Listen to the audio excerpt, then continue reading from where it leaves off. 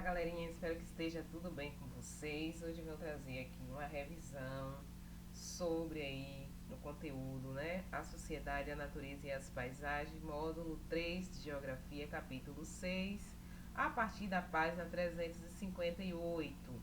É uma oportunidade tanto para quem assistiu às aulas, tanto para aqueles que não assistiram, né? Assistam a revisão antes de realizar a atividade de vocês, tá?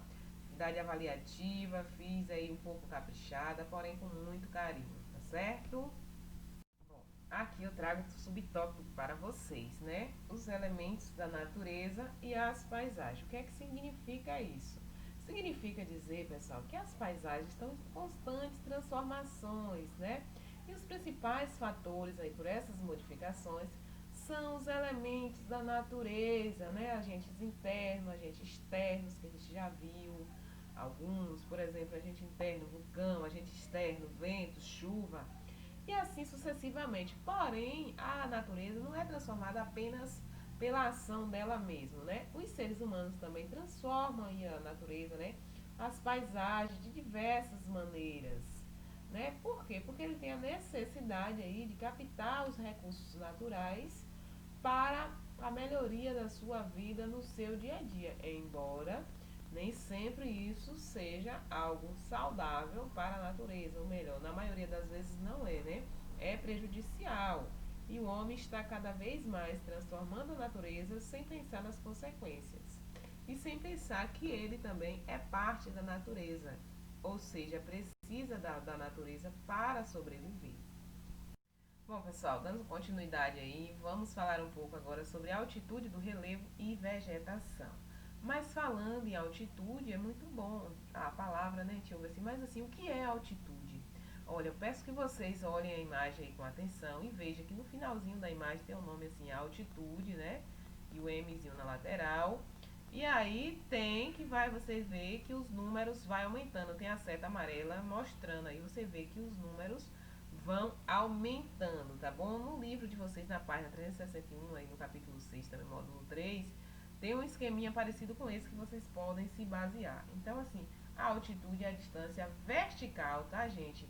Entre um ponto da superfície terrestre, né? E aí eu trago como exemplo entre um ponto da superfície terrestre e o ponto mais alto de uma montanha, por exemplo, para ficar mais fácil de vocês entenderem. A gente sabe que a Terra não é plana, né?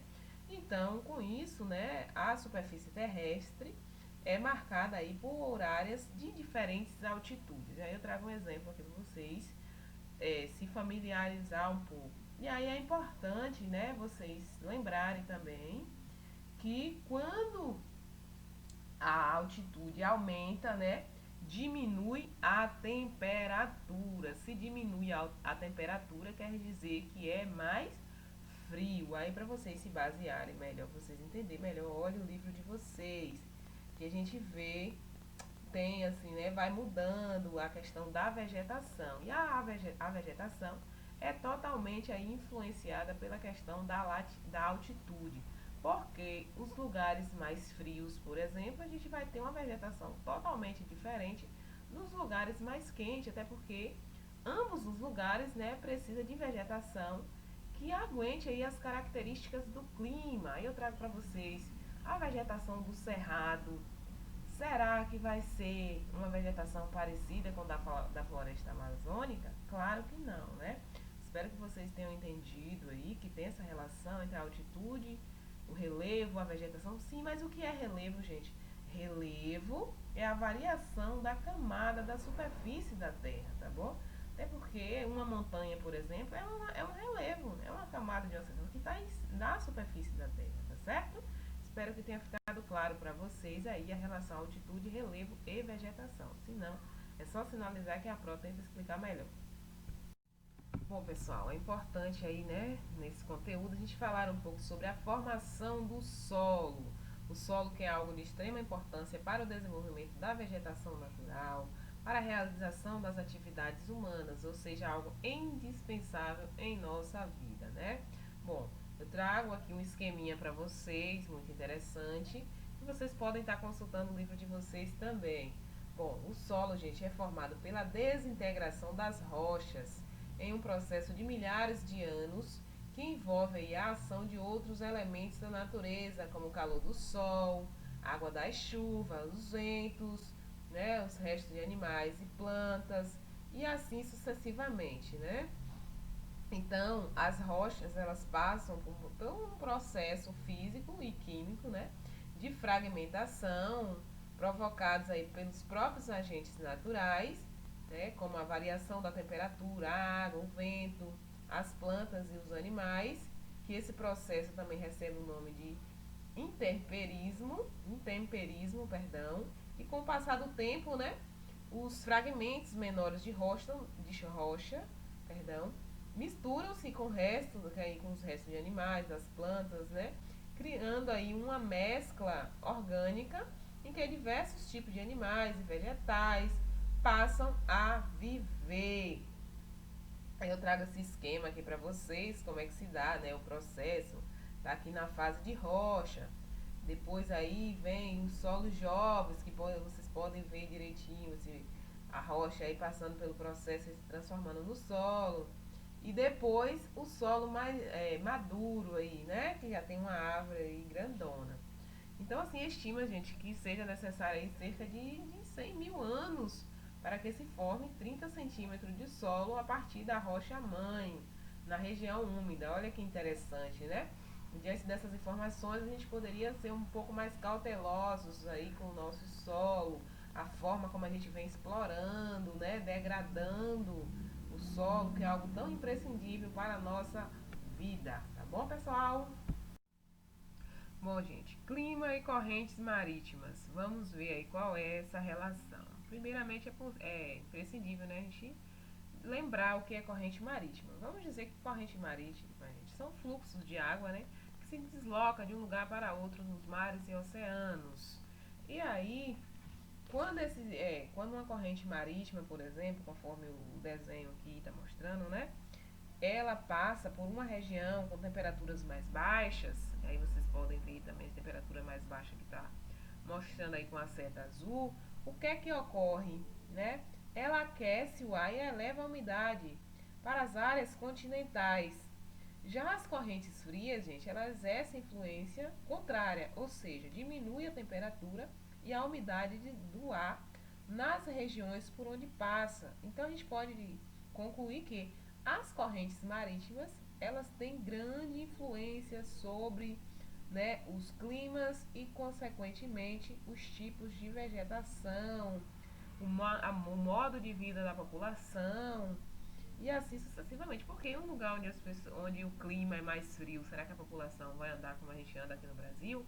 Com essas roupas, que às vezes até no inverno a gente acaba vestindo roupa do verão, porque o inverno não é tão frio, né? Então é importante essa questão do clima e as correntes marítimas, essa influência, tá? Bom, galerinha, dando continuidade, vamos falar um pouco sobre o El Ninho, que é um fenômeno aí que a gente não sabe, não tem ainda uma explicação muito detalhada sobre a sua origem, porém influencia, né, a composição das diferentes paisagens, é um dos fenômenos climáticos, sem dúvidas, mais importantes do mundo, e aí está relacionado à dinâmica dos ventos e o aquecimento da superfície do Oceano Pacífico, tá, gente? Esse fenômeno, ele não ocorre todos os anos.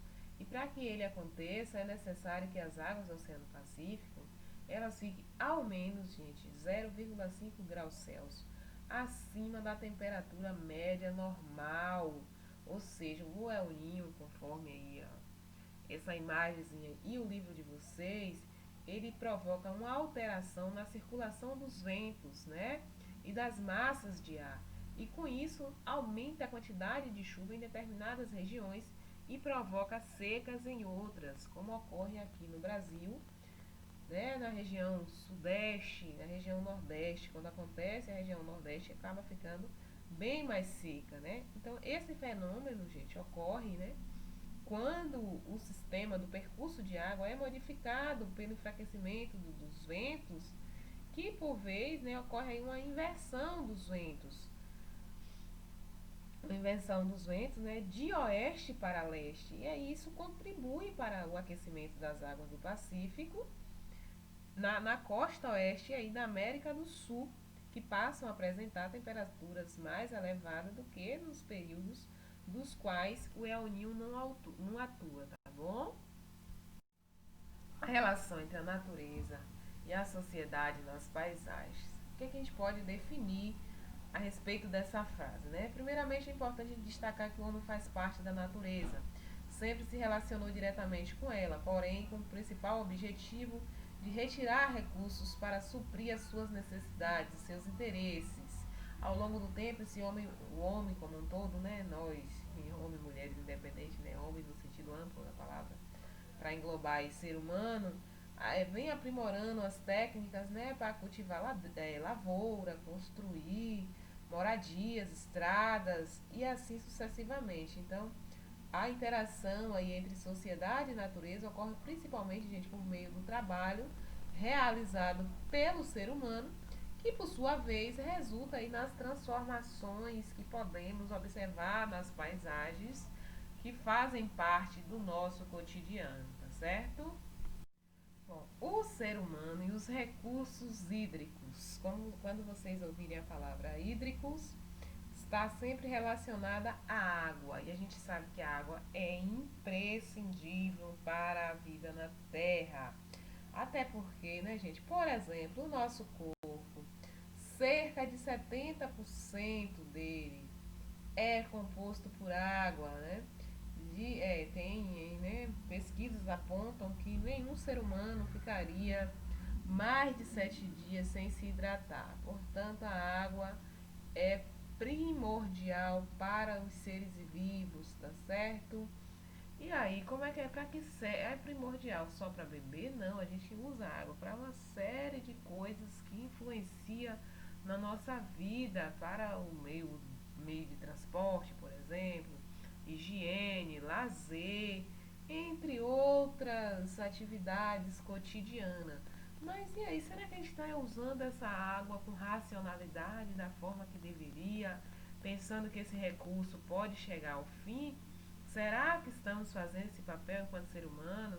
Será que estamos escovando o dente e fechando a torneira? Será que estamos praticando a agricultura sem agredir o meio ambiente, principalmente no que tange a água? Acredito que não, né? Mas fica a reflexão para a gente começar a repensar nossas práticas. Uma das atividades humanas que consome água de forma exorbitante é a agropecuária, gente, a criação de gado, por exemplo. Então, diminuir o consumo de carne é uma forma também de estar ajudando o meio ambiente, né? Bom, a importância das hidrovias, tá, pessoal? Desde a antiguidade, os seres humanos navegam por rios, mares, oceanos, com as diversas finalidades, não é isso? E atualmente não é diferente, principalmente os rios navegáveis, né? É muito importante para a navegação aí, para exportar não, perdão, para escoar a produção comercial, passageiros e assim sucessivamente. Nem todos os países têm essa facilidade. Por quê? Porque para que tenha aí, né, a, as hidrovias aí como uma forma de transporte, é preciso que tenha rios, né, bastante rios grandes. O Brasil, por exemplo, tem mais de 41 mil quilômetros de hidrovias em seu território. Entretanto, né, a prática, né, desse meio de transporte ainda é considerada baixa em nosso país. Por quê? Porque ainda tem a ausência de portos, falta infraestrutura para que a gente tenha aí hidrovias numa quantidade mais relevante. Mas, resumindo o que é que a importância das hidrovias, são consideradas aí vias de transporte bastante vantajosas para que por meio delas, né, de embarcações, seja possível aí transportar não só mercadoria, mas as pessoas também, tanto dentro do país quanto até mesmo exportar, tá certo? O ser humano explora o solo, tá, gente? A utilização do solo aí pelos seres humanos é uma relação entre sociedade e a natureza que também recebe destaque, que é importante a gente falar sobre, tá? Sobre o solo, gente, são constituídas as moradias, né, as estradas, são desenvolvidas aí diversas atividades econômicas, como vocês podem ver aí, mas eu trouxe mais imagens relacionadas a questão agrícola, que sem dúvida é, é uma forma assim muito intensa como o ser humano explora o solo, principalmente nos últimos tempos, em virtude aí dos avanços tecnológicos, né, do desenvolvimento de novas técnicas agrícolas, que atualmente existe lavouras em regiões do planeta que naturalmente não apresentam condições climáticas favoráveis para o cultivo de certas espécies. E a gente traz aí, pode citar como exemplo, né, o cultivo agrícola em áreas desertas ou o cultivo de frutas com características de climas tropicais, como abacaxi, melão, em regiões aí de climas amenos, entendeu?